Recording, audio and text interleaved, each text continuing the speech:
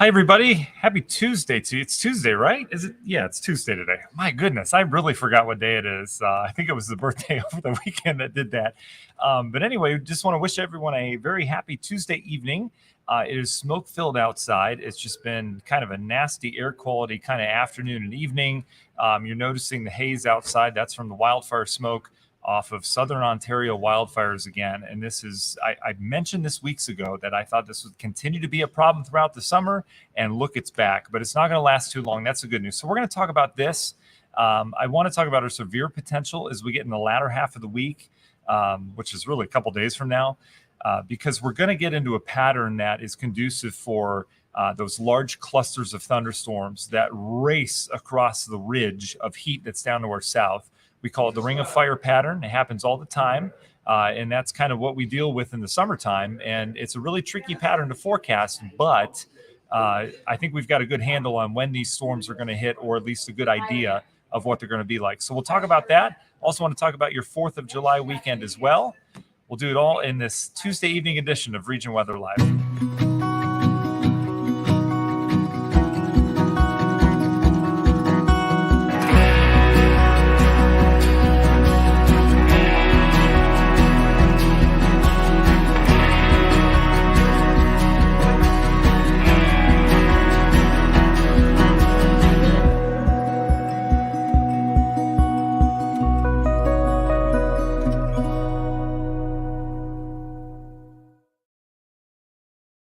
And welcome in, everybody. I am so glad you're with me tonight. We've got a lot to cover. Justin's with us. Hello, Justin. Carl says you can really smell the smoke. Absolutely. Lots of reports of that. Emilio's with us. Vicky, good evening to you.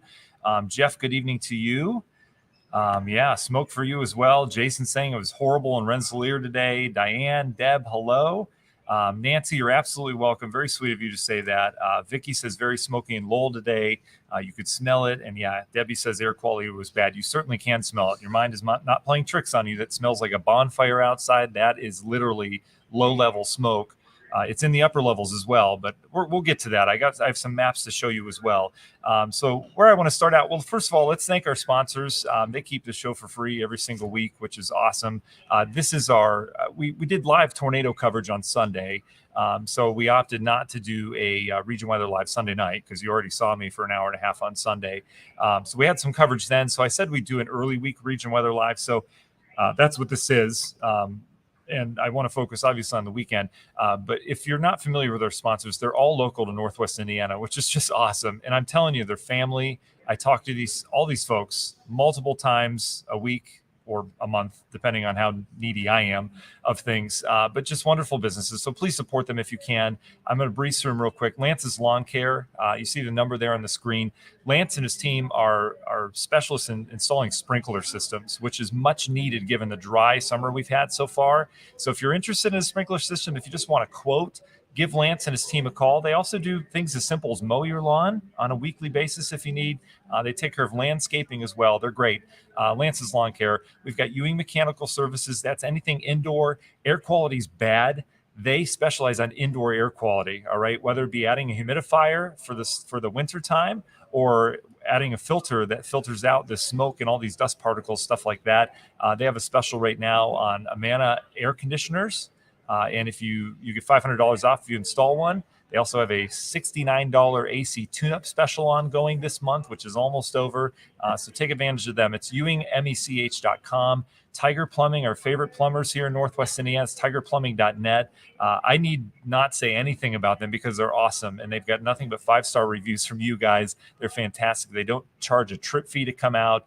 They've got Delta faucets, which are the best. They install those. If you just want to buy a faucet, put it in, whatever it happens to be, they'll take care of it. Tigerplumbing.net. PSA, I want to highlight them real quick because you might not know what that is. It's public service adjusters.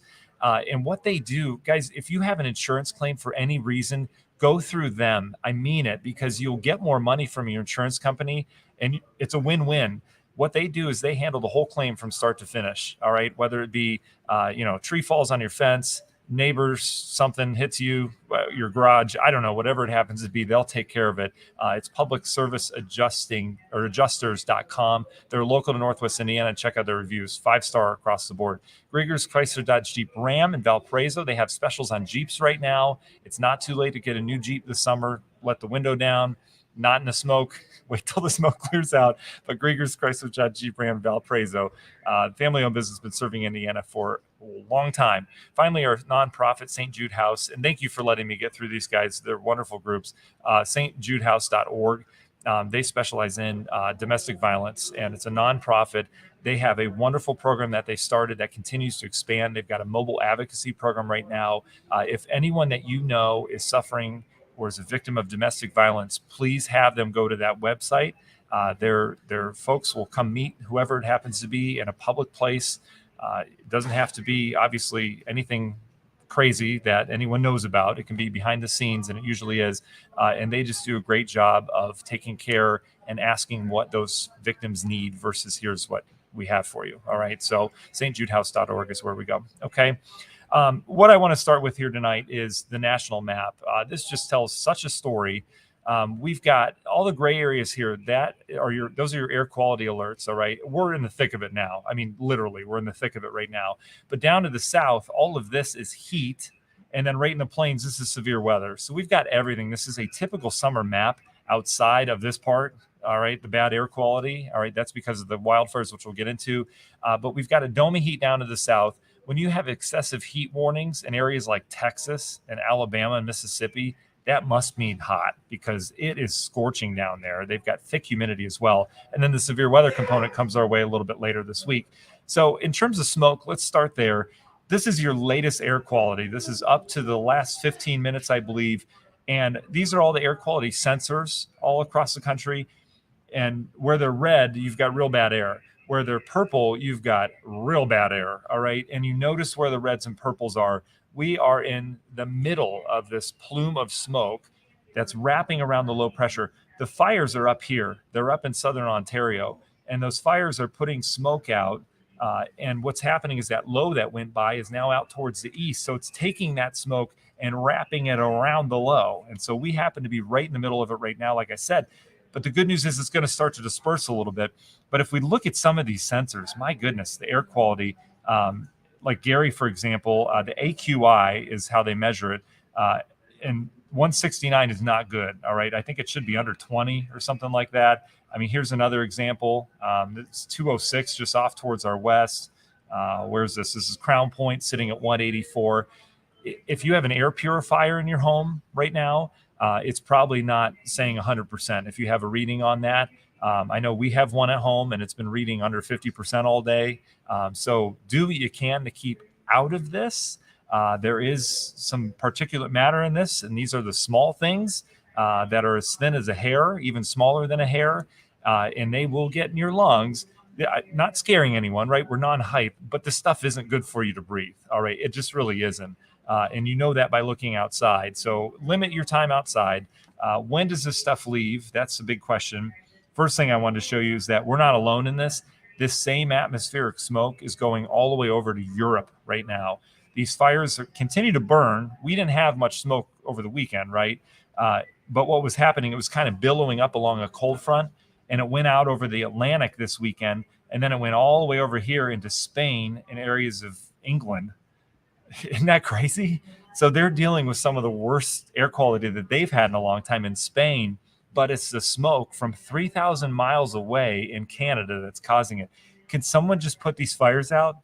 I mean, really, this is crazy.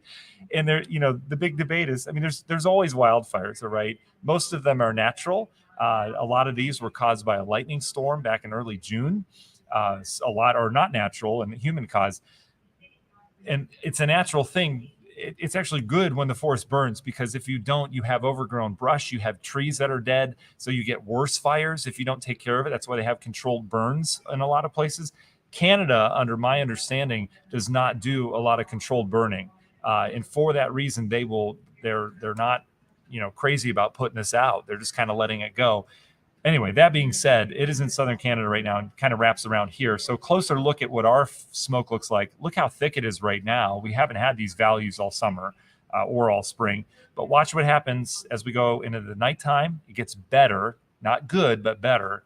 And then tomorrow, everything kind of curls around that low and heads further east. So we'll have improving conditions tomorrow. There'll still be some haze in the atmosphere. It's still going to be hazy, but won't be quite as thick as what we're dealing with this afternoon and tonight as things start to improve. And then watch this as we go. This is tomorrow, and then on into Wednesday night and Thursday, we start to really clear things out, and then we really, really clear things out on into the weekend. So 4th of July looks good as we look ahead to next week. Your 4th of July weekend looks good in terms of atmospheric smoke as well, but we're going to trade that off for some fireworks smoke. So there's that, which tends to stick around if there's no wind. But it does look like we're going to have a little bit of wind around. So let's dive into the forecast. Next thing I want to kind of discuss are those the storm chances as we go throughout the week. So let's go there first. Here's where the storm chances are tonight. You saw on that initial screen where the warnings were. Lots of warnings out in the Central Plains, Southern Plains as well. All that is coming our way eventually. So here's where severe weather is tonight per the Storm Prediction Center. Here's where it is tomorrow. Notice we are under a marginal risk tomorrow. This is not for the daytime. This is for tomorrow night, all right? And this is based on if a cluster of thunderstorms develops in Minnesota and if it rolls this way, all right? If that doesn't happen, which is it probably will happen, but sometimes it doesn't in this pattern. This pattern is extremely fickle because we're waiting on the development of large storms that travel miles and miles and miles. This is kind of a derecho setup. You tend to get those with this. Not saying we'll have one tomorrow night, but the potential's there for these large clusters to develop. And sometimes they don't develop where the models say they're going to develop. So it's a very tricky pattern. Either way, we do have a severe risk tomorrow night. I'm not overly impressed with that one. The one that I'm a little bit more impressed with is this one, which is on Thursday, where the Storm Prediction Center already has us under a slight risk. That's a big deal because we're talking 3 days out now, and normally we're not under a slight risk 3 days out. All right. Normally it's just a hint of thunderstorms. So I would agree with this. I think we have a pretty good chance of some thunderstorms around here on Thursday, some of which could be severe, and that could be any time during the day and night. Timing will hinge on where the storms develop before that. Okay. So those are the risks we're looking at right now. It looks like tomorrow night and then Thursday around here. And then we carry that risk into the weekend as well. Okay. So here is kind of the higher res look at how this all develops over the next, this goes about 48 hours out. So here's your storm development tomorrow right there. Okay, this is kind of what it's hinting at. And this is late tomorrow night, Wisconsin. Remember that risk was up there and they carried it into our area. So just depends on where this blows up. There's going to be energy coming from the storms tonight out in the plains. So there'll be a little wave of energy coming through the atmosphere. But does this rain kind of hold things back during the day? You know, does it lose instability? My gut says that this all develops like after sunset tomorrow. That typically is what happens. It develops on the low-level jet. And so I think we would have an active radar towards our north tomorrow night. Does it roll in? That's the big question. And then we get on to the Thursday where that wave of energy kind of settles over the region. This is what this particular model, which is the HRRR, develops. This will change tomorrow. But just to show you the trend of it, we're developing all sorts of thunderstorm activity in and around the region starting Thursday. All right. So there could be a flood risk with this as well, especially if storms continue to develop on that low-level jet. We'll see what happens with that. But overall, it's looking like we're going to have a pretty stormy pattern around here as we get into Thursday. Some of those could be on the strong to severe side. All right. And those would pack some hail too. Tornado risk would be kind of low with those, but hail, strong winds, and flooding rainfall, which I know we could use the rain, but not flooding. Those would all be at the risk of that. Okay. I'll go back to extended forecasts here to end it. We'll talk a little bit more about severe weather chances in your 4th of July weekend, but I want to talk heat next because I've gotten a couple comments about asking about that heat in Texas, right? We've got record heat down in Texas, the Southern Plains. That's got to come our way, right? I mean, that's typically what you're thinking. It's not the case. We're not going to get that heat from Texas as we get into the weekend. It's going to get warmer, and we're going to push 90 on certain days. Thursday's one of those. But overall, that heat kind of starts to come up, and then it gets tampered down to the south, all right? So If you're not a big fan of 100-degree heat, don't worry, you're not alone. It doesn't look like that arrives. And I don't really see a ton of 90s with this either locally. So this is the latest Euro. We were cooler today, obviously. Tomorrow, we're back to the warmth. We're back into the low to mid 80s. Here comes the heat. It looks like it's coming. Widespread hundreds down in the Show Me State, down towards Oklahoma. But watch how it gets kind of squashed. This is our warm day on Thursday where we're pushing 90. But remember, those storm chances start to develop. And as soon as those storms develop, it knocks our temperatures down and it knocks this heat back down to the south. So we're talking still warm around here on Friday, but depending on where that rain goes, it's just going to be like warm and humid versus oppressively hot as you get down towards the south. So there you go. That's Friday. Here's Saturday. The heat is just south of us. So 80s, says the Euro. And then more of the same for Sunday. We're in the 80s again, no 90s. Everything kind of getting squashed down to the south again. And then it starts to rebound a little bit. This is Monday. We're back up into the 80s, the 90s building back towards the plains. And this is where the heat starts to come in, but it's not the Texas stuff. Up near 90 degrees for 4th of July as it looks right now. And that's pretty typical for this time of year. We typically are in the upper 80s to near 90 degrees for 4th of July at some point in the weekend. Average high sitting in the mid 80s right now. Okay. So that's the last thing I want to show you in terms of temperatures. The very last thing I want to show you before we open it up to questions, and then we'll get you on your way here on this Tuesday night, is I want to cover rainfall chances this weekend. All right. So this is the Euro model run. It's also picking up on those storms on Thursday. That's why I think we've got a pretty good chance that we're going to get some kind of decent thunderstorm action around here on Thursday. And it may linger as well. It doesn't look to be a one and done.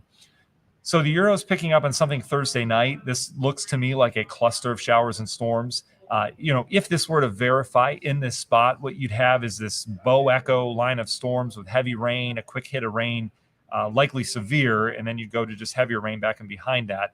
So the Euro develops it in Iowa and screams it out towards the east Thursday night. Could certainly be a possibility. And then you can see on Friday, we start kind of dry. If that were to verify with the rain on Thursday, we would be drier on Friday because that cluster of storms would take all the energy out of the atmosphere temporarily. It'd push the rain down to the south. That often happens. And so we'll see. Again, the rainfall chances are still there, though. If that doesn't happen, we could get rain on Friday. But on into the weekend, it's interesting. We get another wave of low pressure along this ridge. So this is called the ring of fire pattern, where you've got that heat. Remember all the hundreds in the Central Plains.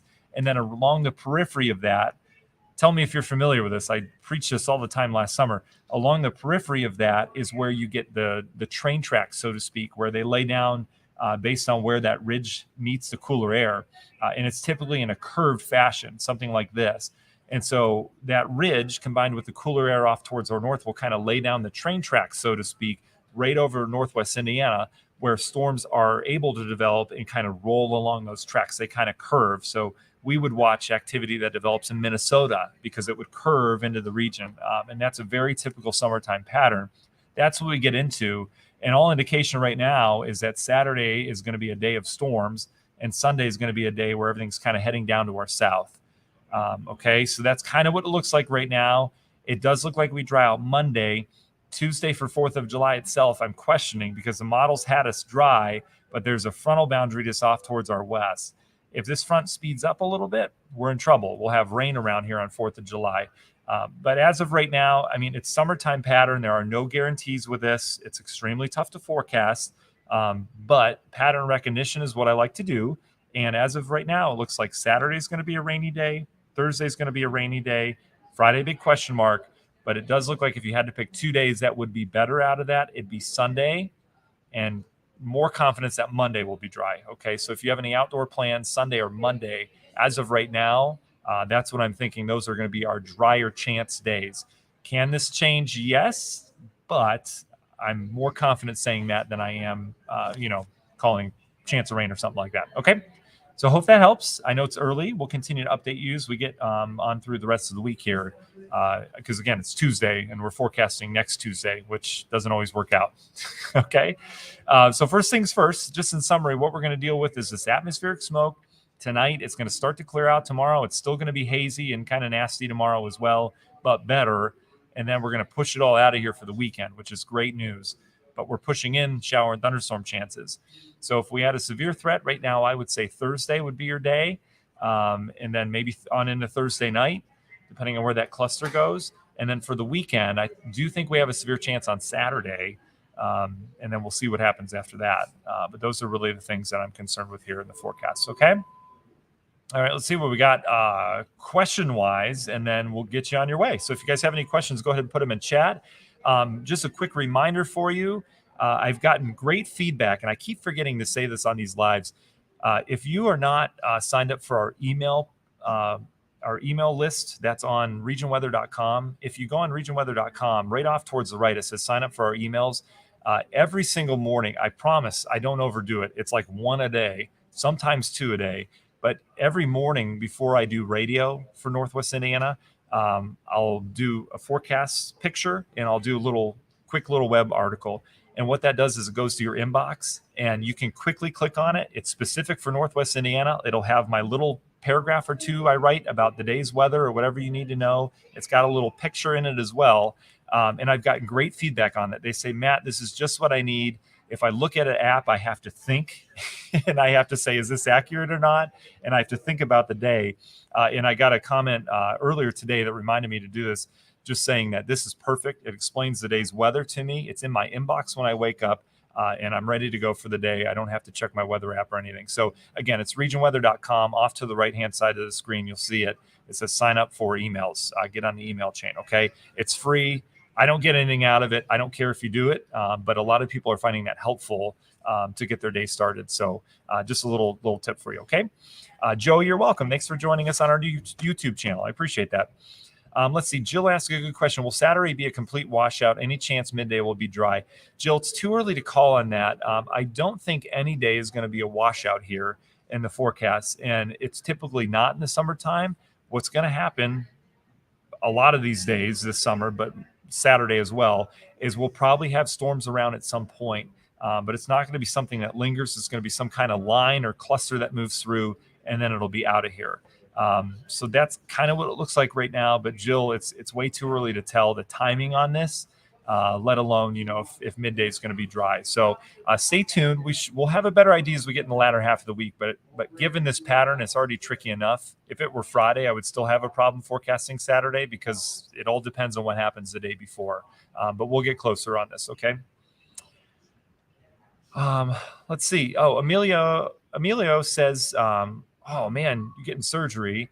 Should I just sleep in the basement severe weather-wise, or will be more tame? Emilio, it's too early to call on that. Good luck with surgery, first of all. But in terms of the severe weather, it's too early to call with how bad this is going to be. I don't see this being a huge tornado threat this week. I see it being more damaging wind threat. So we'll have to wait and see. We'll have a good idea 24 hours out of what this cluster or whatever it is that develops, what it looks like. But severe weather, I mean, obviously you can get some bad stuff out of it, but I don't think you have to sleep in the basement as of right now. Tom asked a good question earlier. Tom, I appreciate this question. Should be concerned with particulate matter in the smoky atmosphere? Yes. So there are two kinds of particulate matter. The 2.5 and under is the one I believe we need to worry about. I read up on all this like last time we had atmospheric smoke. But it's the small particles that are tinier than a hair that we need to worry about. And those are out there right now with the atmospheric smoke.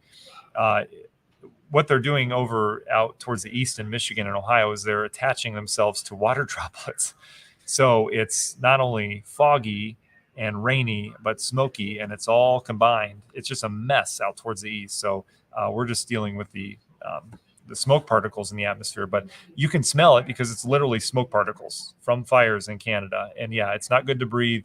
We should be concerned with particulate matter. So again, if you have an air purifier at home, it's probably running on overdrive right now, but I would recommend that. And not to plug Ewing Mechanical Services, but they do wonderful work with filters. You can just check them out online. And they have filters that will protect from that stuff and clean out your house, which is great. So we've got all sorts of things running. Let's see. I think that's it. Maxwell says, I'm ready for some good thunderstorms. Thank you, Matt. You're welcome. Thank you for ordering it for us, Matt. Maxwell takes some great pictures, by the way. Just be careful taking those, Maxwell. Justin, you're welcome. Sugar Bear, I see your comment on there. That's funny. Kim says, heard today on TV we could be dealing with this air quality so it gets cool in the fall. Well, that's nice that they finally say that, Kim. We've been saying that for weeks, and not to be first to it, but yes, I think we're going to be dealing with this all summer, and I think we're going to be doing this probably in the fall as well. Anytime it's because it's been drier in Canada, they've had a lot of rain in Ontario, but it's not enough to put out these massive fires.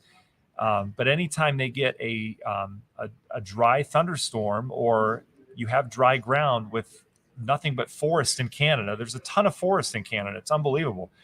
If you get a lightning strike and that triggers a fire, their policy is they don't usually put this stuff out because it's a natural burn. And, burning forests aren't a bad thing. All right. It naturally takes care of all that overgrown brush and all that stuff, which, if it becomes too much of a nuisance, can really burn and cause problems. So there's nothing wrong with the burning itself. The man-made part's a different story, right? Forest fires left by campfires, like, shame on us. But anyway, that being said, there's a lot of forest up there, and it has been dry and it's been hot over the course of the spring. So some of these lightning strikes are going to cause fires where they probably wouldn't if it was wet. But the U.S., you look at the U.S., it's real interesting. Almost all of the wildfires right now are in Canada. There's like hardly anything in the U.S. right now, and that includes the western U.S., where it's been so bad the last couple of years. They've had so much rain and mountain snow that their fire danger is so low right now. It's unbelievable. So all this is coming out of Canada. So that being said, anytime we have a south wind or a west wind, we should be okay. We probably won't have any atmospheric smoke because there's nothing in the U.S. that we really need to deal with. But anytime our wind comes out of the north or the northwest or the northeast, that's going to bring some of the smoke in from any fire that's burning up in Canada, especially southern Ontario. And unfortunately, that's what we have right now. Is we have that wind that's coming around the low. It's a north wind, so it's pulling it in. But we're eventually going to go back to a west and a southwest wind. And that's going to kick it out. So I do think we'll be dealing with this a good portion of the summer, just on and off. It's not going to be consistent. It's anytime we have a north, northwest, or northeast wind. Okay. All right, guys. I think I answered all your questions. So certainly appreciate you guys. Yeah, I see a lot of complaints about the air quality. I know. Trust me.